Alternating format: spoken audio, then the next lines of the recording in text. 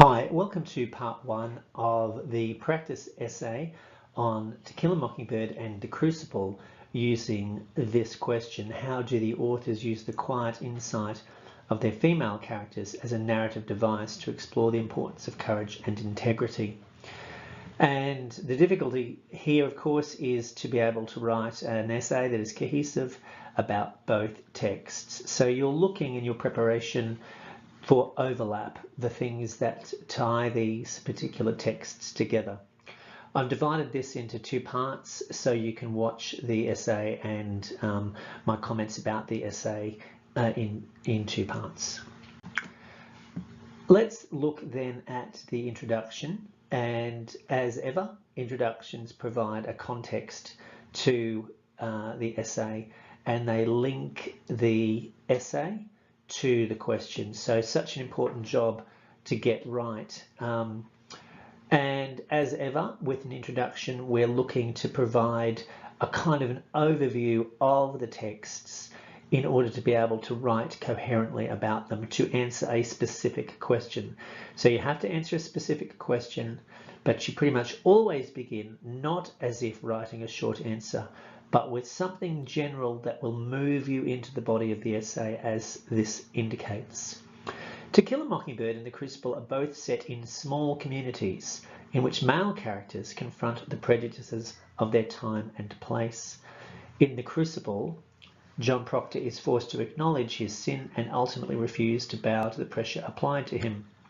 Now, let's just grab a marker and note that I've made an error here. So already, and this is very common, we have a punctuation error. So titles must be punctuated always. Punctuate everything always. Now I'd like to pretend that that error was there deliberately, but in fact it happened because I was using audio to text on my phone, and of course audio to text doesn't punctuate. In The Crucible, John Proctor is forced to acknowledge his sin and ultimately refuse to bow to the pressure applied to him. In To Kill a Mockingbird, Atticus Finch is prepared to stand up against the judgment of others in order to defend innocence. However, in telling the story, the roles of the female characters are key to the central ideas of the two texts. Now, I have, as quickly as I could, tried to summarize the two texts and to get to the key idea of the question, which is really about the role of the female characters. And interestingly enough, when I started doing this, I did refer naturally to courage and integrity.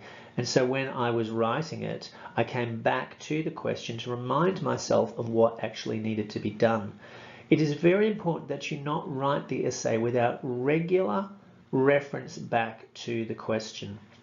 So even though I wrote the question, when it came to actually writing my essay, it was easy enough for me to think that I was simply writing about the role of female characters. But the question actually asks you to talk about importance of courage and integrity. Let's look at what the body paragraph then does. Oh, can't get to the next slide. Body paragraph. John Proctor's wife, Elizabeth, functions to represent the ideas of faithfulness and fidelity. Elizabeth has been betrayed by John because of his relationship with Abigail, and although that relationship is over, Elizabeth can see that John is reluctant to act against Abigail. She explains to him that a promise is made in any bed and that he has a faulty understanding of young girls. Although Proctor is resentful of this, he comes to a greater understanding of both Abigail and himself. It is Elizabeth's insight that leads to his recognition. Later in the play, it is the figure of Rebecca Nurse who most symbolises the individual who will not bend to wrongful conformity.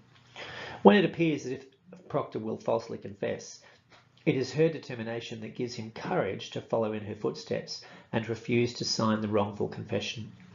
When she is encouraged by Danforth to sign, she refuses and proclaims, "How can I confess and damn myself?" Although John Proctor is the central character of the play because he changes, it is the courage and integrity of the female characters in their understanding that allows this change to occur.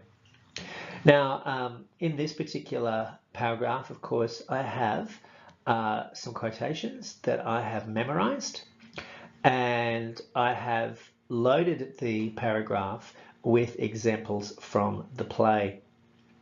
So we have the character of Elizabeth, and we have the character of Rebecca Nurse. And so as I tick this in the way that teachers like to do, we can see that what I'm looking for as a teacher is evidence to connect to the question about the role of female characters and courage and integrity.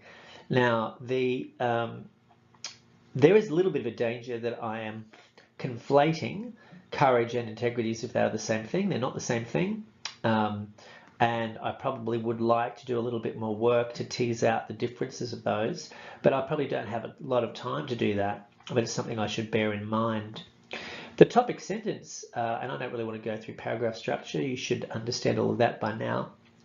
The topic sentence, though, tries to move the paragraph along as quickly as possible. Note too that I have used two characters, Elizabeth and Rebecca Nurse, in the same paragraph. It would have been fine if I had created another paragraph here. I could have done that, but I opted not to do that. It's good not to get bogged down in obsessions about 3 body paragraphs or 4 body paragraphs. I felt that I could write a paragraph that connected these 2 female characters quite clearly, but it wouldn't matter either way. Let's move on to the part 2 of this particular essay on To Kill a Mockingbird and the Crucible.